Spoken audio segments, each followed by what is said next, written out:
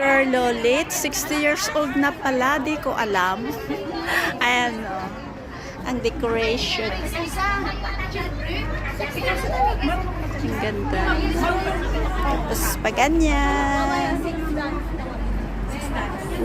Andiyan ang mga...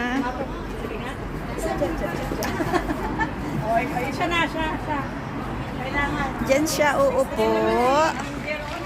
Yan ang kanyang 60 years old, Sister Lolit. Ba't wala siyang pangalan? Hindi nilagyan na. Ay, natanggal! Ay, hindi pala. Nagbaw daw ng balon. Nabigatan ata, nabigatan. Inaayos, bumagsak.